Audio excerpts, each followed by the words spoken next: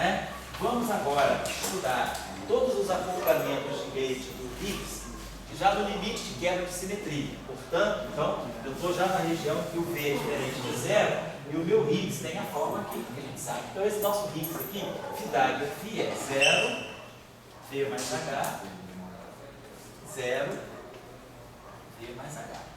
Certo? Então, esse termo aqui vai dar V mais H ao quadrado, G2 sobre 2, V mais H ao quadrado.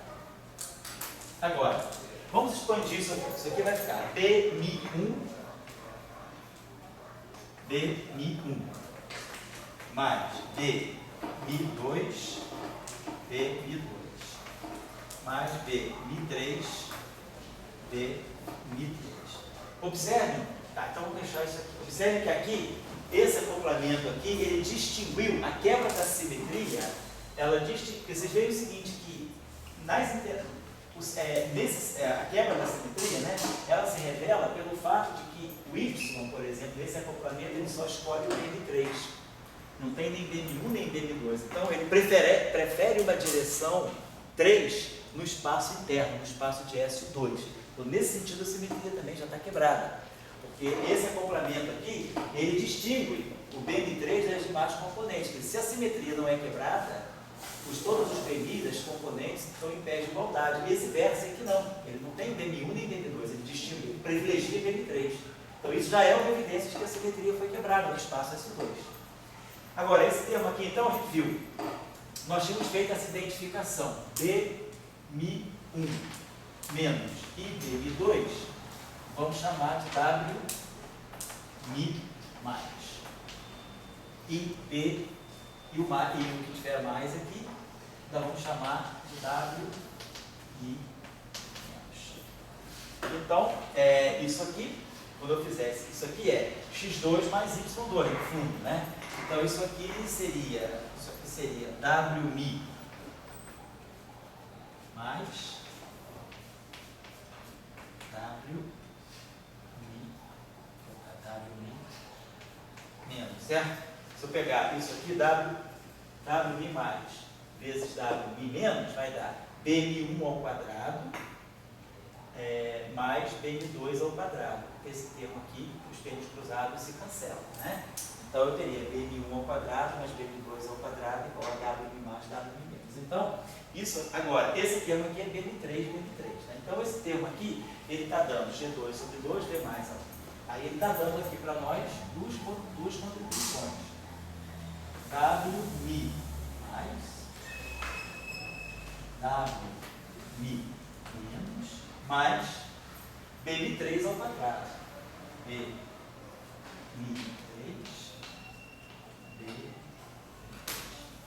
certo? Esse cálculo aqui, ó. Eu juntei esses dois aqui, do W mais e W menos, BM3. Vamos apagar isso aqui, está enchendo. E observe um outro aspectozinho aqui, que é o seguinte. Esse termo aqui, se eu elevar ao quadrado, eu vou ter V2 mais 2VH mais H2. Aqui eu tenho WW, aqui eu tenho BB. O único termo que vai deixar esse termo aqui sem interação, vai deixar ele livre, é o V2. Porque o primeiro termo em H já vai acoplar H com esses dois campos. E o outro termo em H2. Então eu já vou ter termos de acoplamento. Então, se eu quiser extrair daí apenas aquela contribuição que eu vou identificar como massa, basta pegar o termo em V2. Então, contribuição de massa que vem daqui é V2. Então, a gente já identifica aqui a presença de uma massa do setor W mais, W menos, e a gente identifica aqui um pedaço. Isso aqui também faz o papel de uma massa do BM3. Então, lembrando do exercício que eu deixei aí no saldo, a gente tinha um lagrangiano de Klein-Gordon com massa por φ. Tinha um lagrangiano de Klein-Gordon com massa por sigma. E depois tínhamos um lagrangiano de Klein-Gordon que misturava o φ com sigma. Está acontecendo aqui, ó. Aqui eu tenho φ sigma, aqui eu tenho φ, e vamos ver, esse aqui, ó, é sigma, é y com y. Então aqui eu tenho y com esse termo aqui é exatamente igual a esse, vai dar g' ao quadrado, V2, que vem daqui, e aí y. Claro, não é tudo, né? Eu tenho os termos que são lineares em H e quadráticos em H. Eu estou pegando só os termos tipo massa, que tem campo Boson de gate, Boson de gate. Então vocês estão observando que aquele exercício que ficou para o salvo é exatamente esse exercício aí. Eu tenho um termo de massa que mistura. Esse aqui faz o papel do φ, isso do signo, do Ki, que eu chamava de Ki, Fi, Ki. Então, esse trabalho, esse termo aqui, está me dando, então, aquilo que é daí que vai sair. Na hora que eu for, então, querer desacoplar. Então, aquilo que vocês vão fazer naquele exercício. Eu tinha dado um lagrangiano para Fi e um lagrangiano para Ki. Aí o exercício na tarefa 1, eu falo, calcule o espectro de massa. Na tarefa 2, eu digo, encontre as novas combinações de campo, Φ igual a alfa Fi mais beta Ki. Φ é um gama Φ mais um delta. Eu estou recombinando os campos e aí agora eu sei que eu vou ter um lagrangiano para Φ com a sua massa, que é calculado naquele item 1, e um lagrangiano para o novo Ki, calculado com a sua massa, que vocês vão ter calculado no item 1 daquele exercício. Esse é o exercício que vocês vão fazer antes desse. Fazendo esse exercício está pronto. É exatamente isso aqui. Ó. Esse aqui se desacopla, fica sozinho. Então nós já entendemos que o setor do W tem uma massa, quer dizer, classicamente, né? Então a massa dos bósons vetoriais W é essa aqui, é G2 sobre 2V2. Então, eu sei a constante de acoplamento fraca, sei o V2, eu tiro a massa do W ao quadrado. E, agora, a questão que fica é o B, o YI. A questão que fica é essa aqui, porque esse termo aqui desacopla, mas esse termo aqui junta. Então, eu tenho que ver, afinal de contas, esse link, né, esse mixing entre Y e BM3 faz com que eu tenha que, na verdade, redefinir novos campos que vão me deixar completamente diagonalizado o setor de massa. Então, fazendo esse exercício, vocês vão ver, fazendo o exercício aí que eu deixei na tarefa número 1 de hoje, vocês vão estar prontos para fazer esse exercício aqui. E aí, a maneira que se faz é isso. Eu vou definir um novo campo, que é o AMI. Esse campo aqui, ele vai, aí em vez de trabalhar com alfa, beta, gama e delta, só observar aqui o seguinte, esse problema aqui é um problema de álgebra linear muito simples. O que eu tenho aqui? O que eu tenho aqui, basicamente, é vou colocar essa estrutura para vocês. Eu tenho algo que mistura B com Y. Eu tenho BY, tenho uma matriz 2 por 2 e tenho um BY. Então, o problema de álgebra linear é da seguinte maneira, é uma forma quadrática mista. B com B tem G2, V2 sobre 2. Então, aqui tem G2, V2 sobre 2. Y com Y é G' ao quadrado, V2. E o B com Y, eu quero menos G' V2 menos G' V2. Então, o que eu tenho que fazer? Isso aqui é uma matriz simétrica. Toda matriz simétrica pode ser diagonalizada por uma transformação ortogonal 2 por 2. Qual é a forma mais geral de uma matriz ortogonal 2 por 2? Cosseno de θ, seno de θ.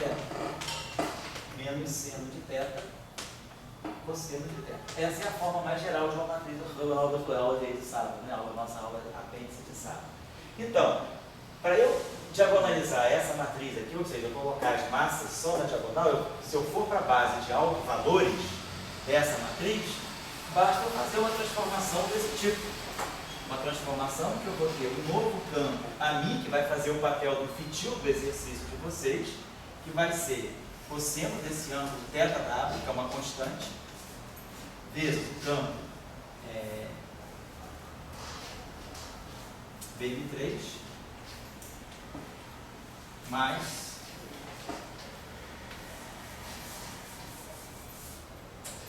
seno de θ AMI Y. Y. E vai aparecer um campo aqui, Zi, que vai ser menos seno de θ vezes 3, fazendo exatamente isso aqui, mais cosseno de θ y. E aí, a hora que a gente for olhar, esse cara aqui tem massa nula,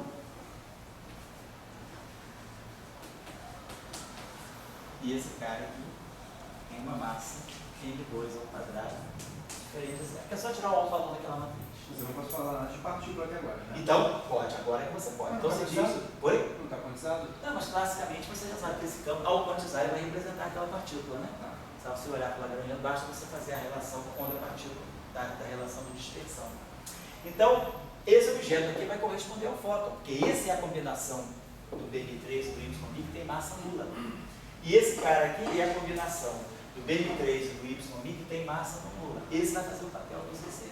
Então, é aquele termo, foi esse termo aqui, que gerou o mixing, que me obrigou, depois da quebra de simetria, então, depois da quebra de simetria, com o V sendo diferente de zero, esse termo aqui gerou para nós aquele G' V ao quadrado, BM3 y', então, esse mixing aqui é que me obriga a ter que abandonar BM3 e y' e buscar qual é a combinação deles que correspondem a massas bem definidas. Eu só posso interpretar o campo com relação a uma partícula no momento que eu souber a massa bem definida. Toda partícula tem que ter uma massa bem definida. Pode ser zero, pode não ser zero, mas a gente não tem uma relação de incerteza para a massa, né? A gente sabe que a massa da partícula, eu não posso superpor estados de massas distintas, né? Eu encontro meu estado com uma probabilidade tanto de ter massa tanto, de ter massa tanto, não é o caso. Então a massa, ela é um número quântico que é fixo, né? Quer dizer, ele é exato com uma certa partícula. Então eu vou interpretar os estados de massa como sendo os campos que eu quero. Tem um campo de massa nula, que eu interpreto como fóton, e tem um campo de massa não nula, que eu interpreto como Zi. Então, é nesse momento que a gente começa realmente a distinguir o eletromagnetismo. Então, a interação eletromagnética está sendo carregada por esse, e esse cara aqui vai carregar também a interação, só que ele vai carregar a interação fraca. E aí, esse ângulo de θW, ele é calculado dessa forma. Quer dizer, fazendo aquele exercício daquela matriz, já analisando aquela matriz, esse exercício de álgebra linear é SO2, eu acho que eu tenho anotado aqui o valorzinho do ângulo de Weinberg.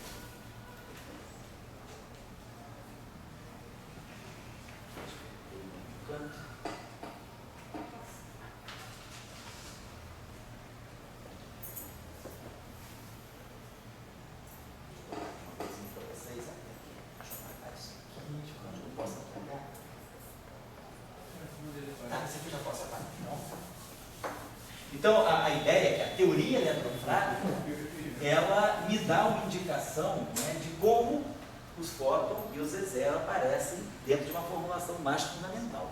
Né? Tá certo. Deixa eu pegar isso aqui. Então, opa.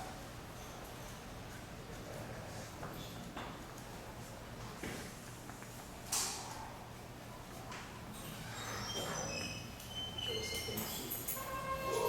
Livro. Só para dar para vocês. Vocês podem achar isso no livro, não tem problema.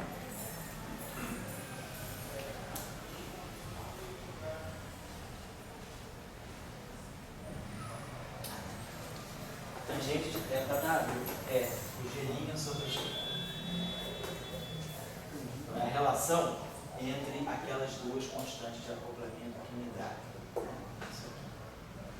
E aí a gente pode mostrar umas outras coisas interessantes, que aí vai de acordo com a pergunta que alguém fez, mas foi você, Edgar, que é o seguinte: a gente mostra, na verdade, que a constante de acoplamento das interações fracas, a chamada constante de acoplamento de Fermi, que tem um valor bem definido. Se a gente pega o PDG, o Particle Data Group, a gente vê lá que a constante de acoplamento do decaimento beta, a constante de acoplamento de Fermi, do decaimento beta, que é um valor antigo, aquela constante medida das interações fracas, ela vale 10 a menos 5 sobre massa do próton ao quadrado. Essa constante aqui é tabelada. Se a gente vê tudo, alguém tem um PDG aí? Tem? Isso aí. Big Bang Theory. É isso aí, vamos ver. Oi, esse é o mais moderno? Você tem esse é o do ano passado, né? Então, mais que isso, obrigado. Deve estar chegando agora o atual. Não sei digital, não.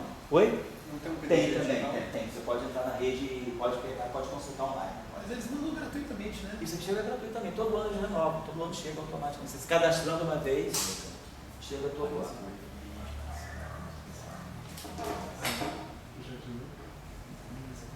Ah, tá aqui. A constante Fermi, ela vale. O valor dela aqui é 1,166 vezes 10 a menos 5 GeV a menos 2. Então é uma constante, tem o mesmo status que a constante de Newton, só que a constante de Newton ela envolve a gravitação.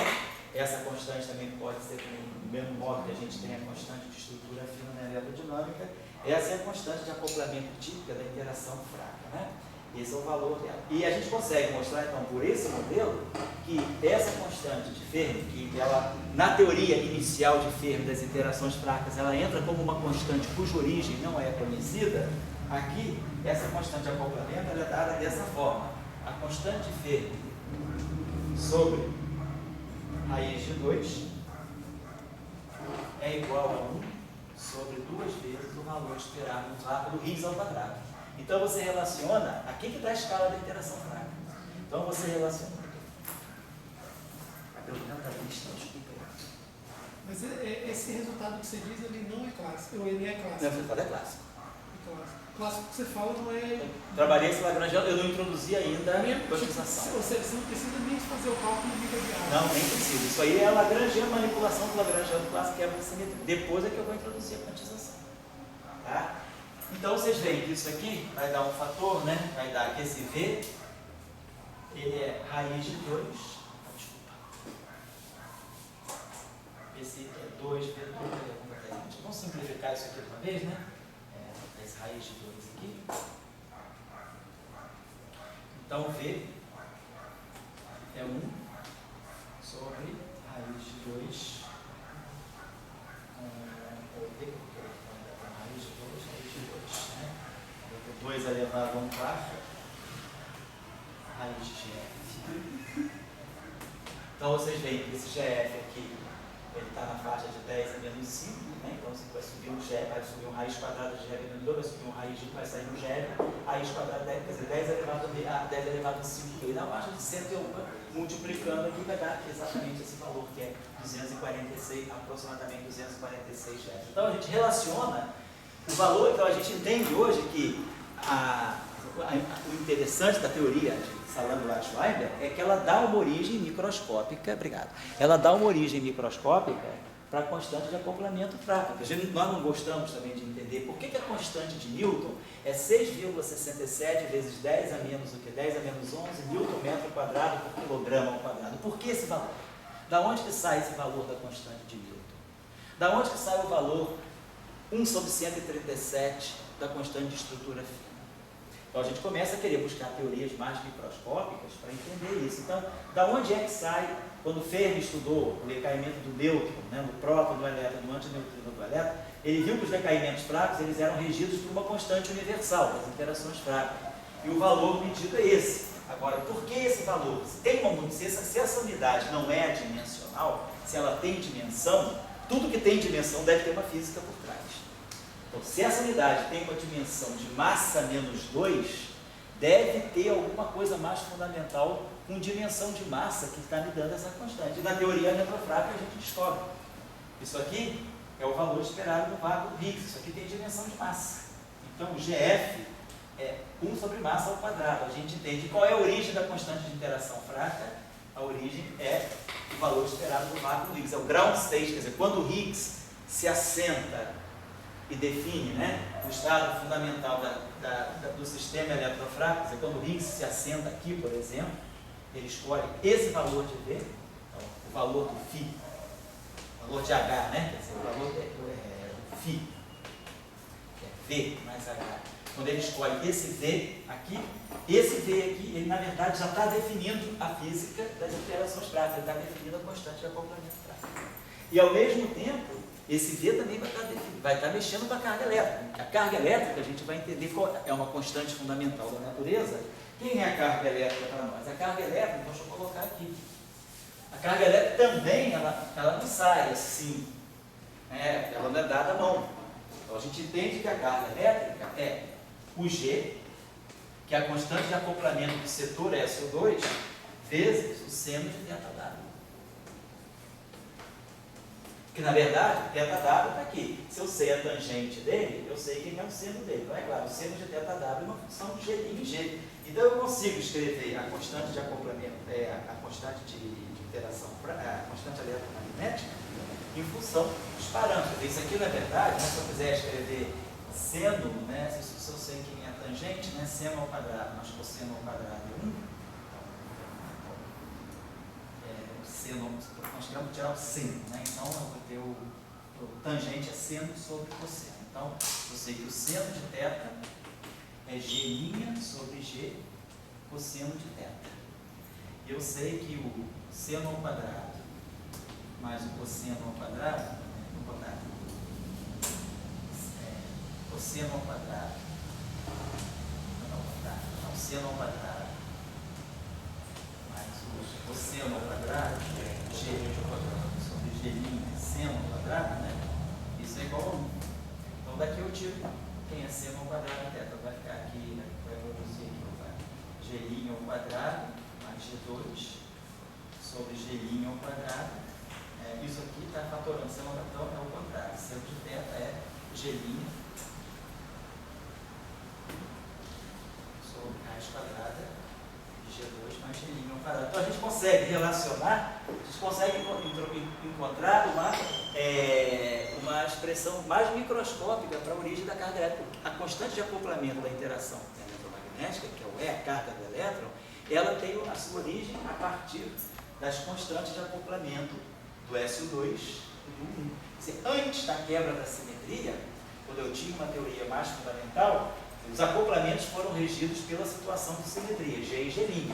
Com a quebra da simetria, eu consigo reinterpretar as constantes de acoplamento do eletromagnetismo e da interação fraca em função do G e do G'. Muitas vezes também nós usamos, quer dizer, a gente usa dizer que, devido a essa relação, deixa eu botar uma outra, essas relações são simplesmente relações de recorrência, isso é algebrinha, só quero dar um significado para essas relações aqui. A gente pode mostrar uma outra relação interessante aqui, que vai dar uma base de uma interpretação legal. A gente já viu o E, já viu o G, a gente consegue relacionar. Só um dado, desculpa.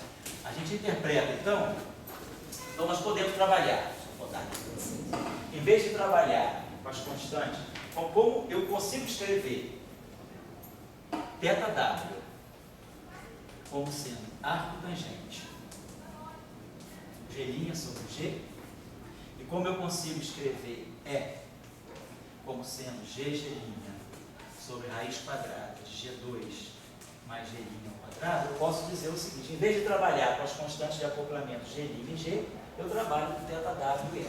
Então, na teoria eletrofrágil, nós usamos o valor do ângulo de Weinberg como sendo a constante, uma das constantes de acoplamento. Ou eu trabalho com G' e G, ou eu trabalho com ΔW e E. Então, eu uso esses dois objetos aqui, essas duas grandezas aqui, como sendo as constantes de acoplamento da teoria eletrofrágil. O valor experimental hoje, dá de novo para PDG, eu acho que é 0,23 seno ao quadrado, quer dizer, o valor que a gente tem hoje dos experimentos de alta precisão da teoria eletrofrágil, o valor, se eu puder saber, qual é o valor do ΔW? O valor do E a gente sabe, 1,6 vezes 10 a menos 19 coulombs. Mas a pergunta é, quanto vale o ΔW? Acho que o valor experimental mais hoje.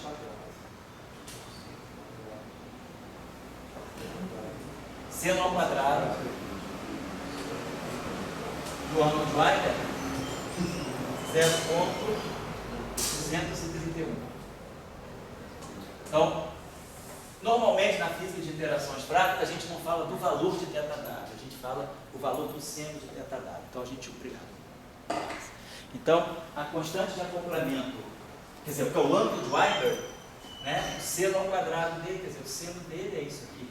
Então, quer dizer, na verdade, ele é arco seno raiz de 0,231. Então, isso aí é o valor melhor medido hoje que o valor dessa constante de acoplamento aqui. Agora, claro, se eu sei isso e se eu sei isso, claro que eu sei quem é G' e sei quem é G. Então, é uma questão de escolher o que você escolhe para trabalhar. Normalmente, a gente usa θW e L. As massas, então, são calculadas daquela forma, então os valores das massas estão aí. Nós temos uma relação importante também, que a simetria é sobre 2 dá. Essa relação é verificada experimentalmente. Então, a gente tem que a massa do W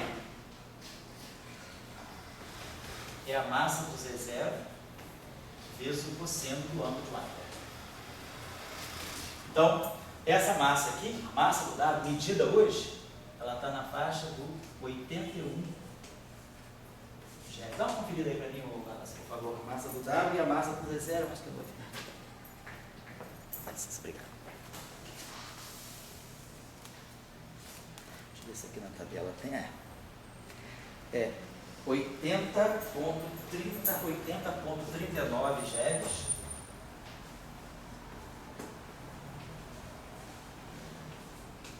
E a massa do Z0 na faixa de 91,18.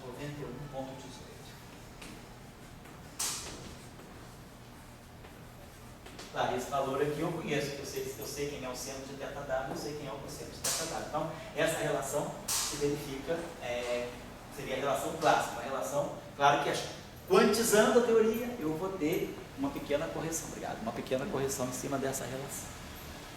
Mas isso aqui é uma relação clássica. Então, classicamente, a teoria já faz uma boa previsão das massas. As massas experimentais que foram encontradas em 82 e no início de 83 foram exatamente essas aqui. Então, a gente já identificou os bósons, sabe a origem deles, identificou a origem do fóton e a origem do Z0. Então, a gente sabe que as interações eletrofracas, elas se processam com duas partículas neutras, dois bósons neutros, o γ e o Z0, um sem massa, um com massa, e com dois massivos carregados. Então, isso aí já dá para a gente assim, um panorama de como é que o fóton aparece e o que o fóton pode estar ligado na teoria eletrofrágil. Então, eu vou colocar para vocês aqui o resumo de tudo isso. Vou colocar aqui. Esse livro aqui é um livro de conferência, foi o Procedures que teve lá em Trieste, em 85. Radiative Corrections in SU2 plus U1. Foi um como é que se diz assim, um workshop que teve em Trieste em 85, acho que foi no início de junho, quando tinha a escola de física de partículas em Trieste, todo mês de junho tem, né? Então, nesse ano, o professor Salão organizou um encontro, isso aqui foi 85, foi logo depois da descoberta dos bósons, que os bósons foram descobertos final de 82, início de 83, final de 82, o W mais e o W menos, e o Z0 apareceu no início de 83, né? E aí o Rubia ganhou o Prêmio Nobel de 84, então ficou bem assim, encaminhada a interação eletrofrágil. Aí o Salão organizou essa conferência lá, Workshop on Radiative Corrections in SU2 Cross U1. Então, quer dizer, foi um workshop só sobre a questão dos efeitos quânticos na teoria eletrofrágil. Não são aulas, na verdade, mas são seminários bons de revisão. Esse seminário aqui, se alguém quiser esse livro para dar uma olhada, vou dar a referência. Esse aqui é meu, nessa época eu estava lá, eu ganhei esse livrozinho na conferência, mas eu posso acreditar que na biblioteca aqui tem. Senão, se não tivesse alguém quiser emprestado, pega comigo, é um bom livro. Claro, os dados experimentais aqui estão desatualizados, porque esse livro é de 86, 85, 86. Mas a discussão teórica que é feita aqui, a apresentação do modelo, da teoria eletrofrágil, as relações entre as correntes, tudo isso aqui é interessante. Esse artigo aqui, ele se chama Electroweak Theory.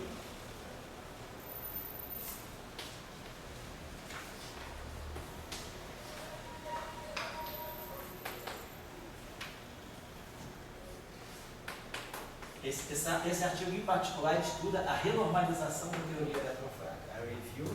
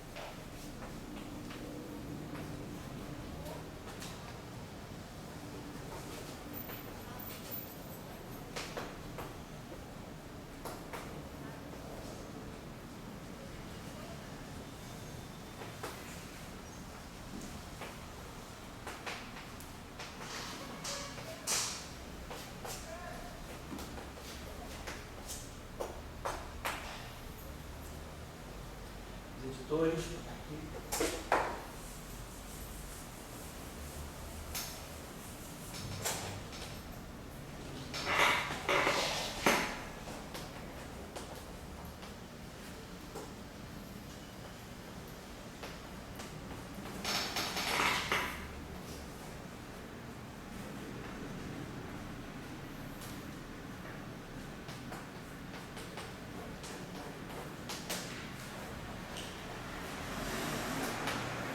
Geralmente, livros que conseguem, a gente procura pelo nome do editor na biblioteca. Então, os editores são o Lin, o B.W. Lin e o Webb.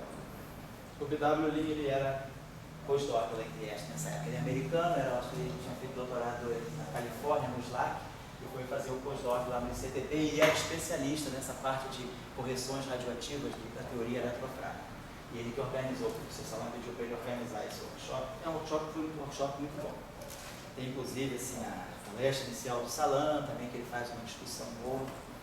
Então, mais ou menos, né, essa é a história da QED. Então a gente sabe, mas hoje a gente sabe como se descobrir um caminho, né, que nos leva às origens da QED. Então a gente entende que a eletrodinâmica quântica, ela aparece, né, nesse esquema unificado com as interações fracas, e agora o que a gente quer fazer é começar a estudar a eletrodinâmica e saber até que ponto eu posso desvincular os efeitos fracos dos efeitos eletromagnéticos. Então eu vou colocar aqui o Lagrangiano, que vai ser a base, né, do nosso trabalho. Daqui a pouco eu vou dar outro intervalo, tá? 7h05 no intervalo até 7h15, e aí a gente aguenta até isso.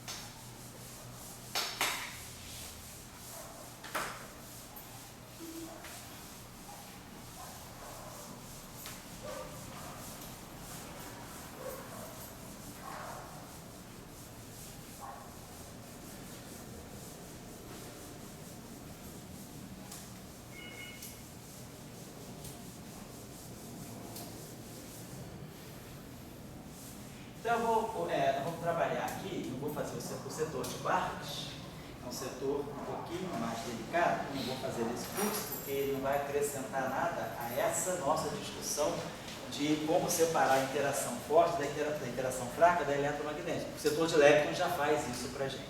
E o setor de quarks, ele tem algumas particularidades a mais, que não são complicadas, mas que introduzem novos elementos que não vão ajudar nessa nossa discussão do QED.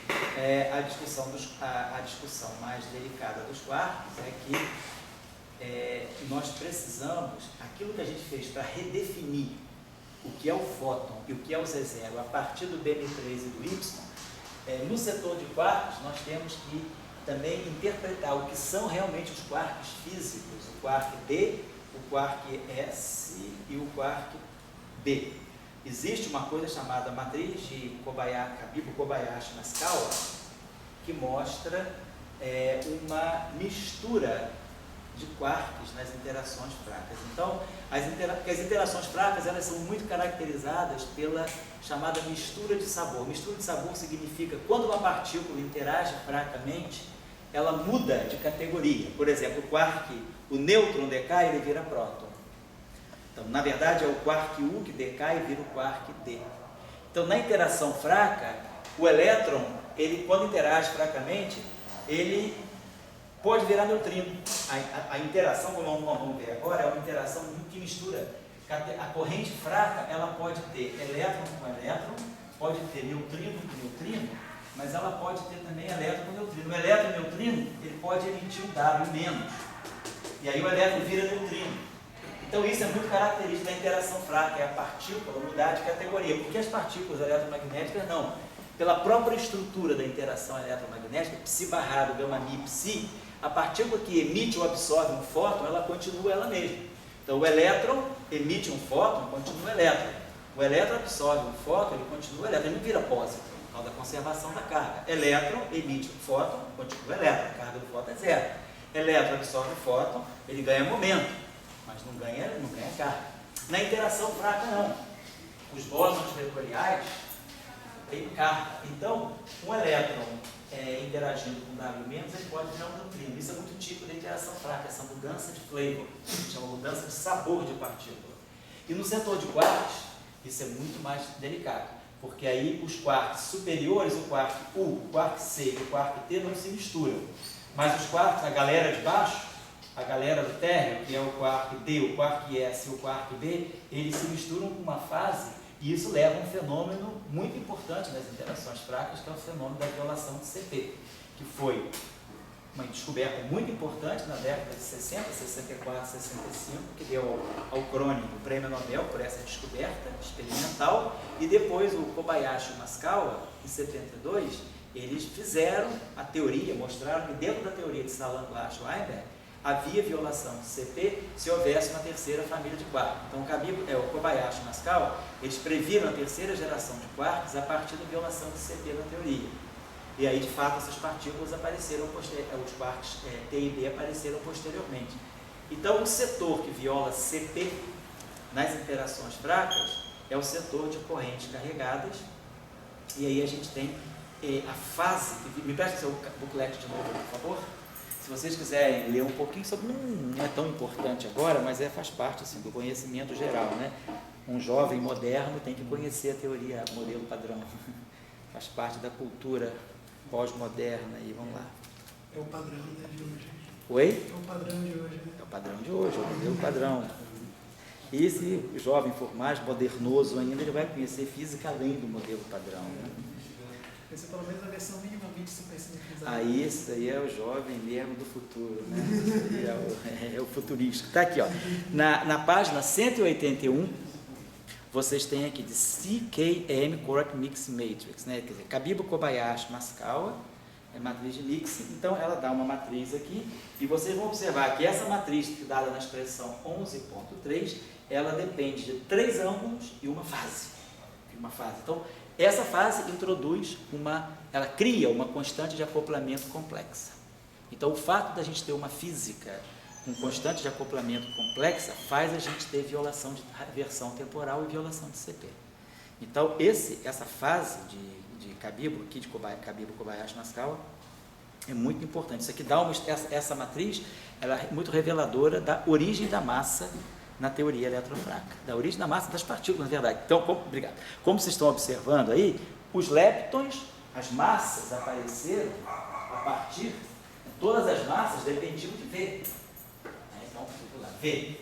As massas dependiam de V. Se a gente olhar a massa do elétron, que estava lá, né, que é lepton barrado, right, Φ, e aqui a constante de acoplamento de Yukawa do elétron, a gente vê que a massa do elétron também, ela é a constante de Yukawa, que acopla o elétron ao Higgs, vezes o valor esperado, vezes o valor do Higgs no bar. Então, esse V, se esse V é zero, vocês podem observar, todas as massas são nulas. Então, todas as massas dos quarks, dos leptons, dos bósons vetoriais, todas as massas saem em função de V.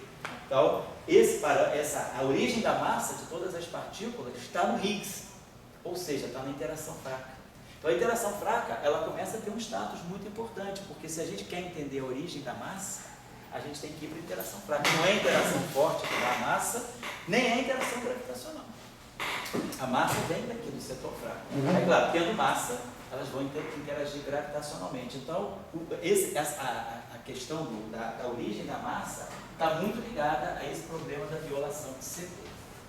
Então, no LHC tem aquela colaboração chamada LHCb, que é o LHC bottom, né? Isso significa que nesse setor aqui do bottom é que vai se fazer uma boa física para se entender realmente se o Higgs, né, ele é uma boa proposta para a origem da massa. Mas o que a gente entende da interação fraca, então, é que é a partir da interação fraca das partículas que elas adquirem massa. Então, quando o quark vai ter interação forte e é confinado, né, no interior dos hadrons, e o quark tem aquela massa, aquela massa dele veio da interação fraca. A massa do elétron veio da interação fraca do elétron com Higgs. Então, esse acoplamento aqui do setor left e do setor right, das partes left e right do elétron, aqui eu tenho elétron pósito. O elétron pósito interage com o Higgs, e na interação do Higgs, quando o Higgs quebra a simetria e adquire no vácuo esse valor se converte na massa dos quartos. Então esse inclusive é um grande problema da teoria eletrofrágil, porque se a gente olhar bem, a gente tem o elétron, né, com o acoplamento de Yukawa dele e o Higgs. Se a gente olhar o mu, a massa do mu é a constante Yukawa dele vezes o P. A massa do tal é a constante de acoplamento de Yukawa dele pelo V. Aí se nós olharmos os quartos, a massa do quarto U é a constante de acoplamento de Yukawa do U vezes o V. E assim vai, até o quarto tópico, que é a constante de acoplamento de Yukawa vezes a massa. Então a gente pode observar que dentro do setor de quartos, a massa do tópico sobre a massa do U, ela na verdade é a relação entre a constante de acoplamento de Yukawa para o tópico com o Higgs e a constante de acoplamento de Yukawa do U com o Higgs. Essa massa aqui são 174 GeV. Essa massa aqui é na ordem, vamos dizer, de 5 MeV. Então aqui já tem um fator de 10 a 3.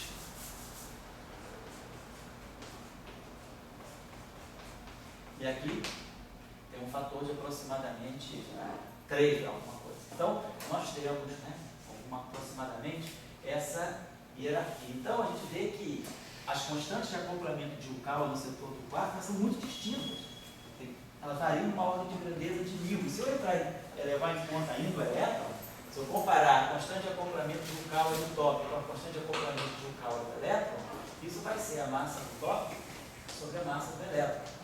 A massa do tópico, então, 174, aproximadamente 200 GeV. Vou botar 2 vezes 10 a 2 GeV. Portanto, 2 vezes 10 a 5 MeV. E aqui é 0,5. 0,5. 10 a menos 1. Então tem um fator de 10 a 6. Então isso é um problema sério da teoria. As constantes de acoplamento são muito diferentes. A constante de acoplamento de Yukawa do elétron é 1/milionésimo da constante de acoplamento de Yukawa do tópico com o Higgs. Então, isso dá uma coisa, uma certa desconforto na teoria de você ter constantes de acoplamento de mesma natureza, mas com valores muito distintos, com ordens de grandeza de 10 a 6 de diferença. Então, esse problema é um desconforto da teoria eletrofrágil. Então, hoje existe uma área de pesquisa muito importante, que inclusive ela está ligada à possibilidade do Higgs não ser uma partícula elementar, do Higgs ser uma partícula composta por uma quinta força. Pode ser que exista uma quinta força que faça a ligação de objetos mais fundamentais para formar o Higgs. Então, essa área de pesquisa se chama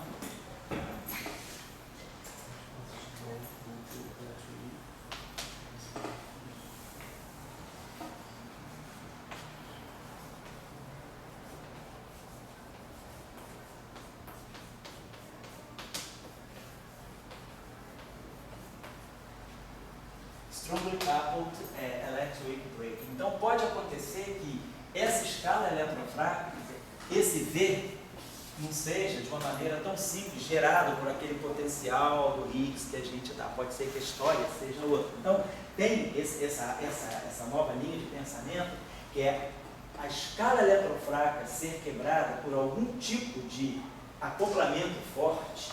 Não é a interação forte, é um acoplamento forte entre objetos mais fundamentais, leva a um Higgs composto e melhora essa questão dessa disparidade muito grande das constantes de acoplamento de Yukawa.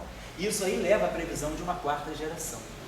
Então, já está se pensando que possa haver uma quarta geração de leptons e uma quarta geração de quarks. Essa discussão é uma discussão muito importante hoje dentro da fenomenologia das interações do modelo padrão e da física. Sobretudo, é uma física além do modelo padrão. Então, se vocês quiserem ler sobre isso, eu tenho uma literatura razoável né? E essa discussão vai estar muito agora em cima, porque a gente está na hora de, quer dizer, está na hora do LHC ver se até julho ele encontra o Higgs ou não, nessa faixinha aí dos 125, 126 GeV. E aí, se o Higgs não aparece nessa escala, pode ser uma indicação de que o Higgs seja composto, e esses modelos aqui podem vir a detonar aí na bolsa de valores das teorias físicas, né? Esse modelo aqui é bem interessante. Ele já vem sendo estudado desde uns 10 anos, mas é assim, ele já teve um período mais forte, ele agora está meio, vamos dizer assim, meio estagnado. Ele caminha, mas assim, ele não está com muito impacto. Mas a questão do Higgs na LHC, né, pode ser que dê, vamos dizer, tira da barra de ferramenta, maximiza de novo, né? Essa linha de pesquisa que é muito interessante. Tá? Ela fala, inclusive, da possibilidade de uma quinta interação, que é uma interação entre férmions mais fundamentais para formar os Higgs. Ela gera, por uma dinâmica, ela tem um mecanismo dinâmico para explicar o aparecimento da escala frágil, para explicar a quebra, então a quebra da simetria SO2, da simetria SO2, a quebra da simetria nas interações fracas, ela vai deixar de ser um mecanismo espontâneo e vai passar a ser um mecanismo dinâmico. É uma quinta força que vai unir, vai ligar férmions fundamentais para constituir o Higgs e aí detonar a quebra da simetria. Então, nós estamos numa era pré-Higgs, não é? Você não bota o Higgs à mão e diz, ele quebra a simetria. Você gera uma física que está por trás do Higgs, diz, não, tem algo mais fundamental, que são férmions mais fundamentais ainda, que vão se ligar para uma quinta interação, tem uma interação forte entre eles, constitui o Higgs, e aí esse Higgs composto aparece e ele que detona a quebra da simetria. Então, tem um mecanismo dinâmico por trás.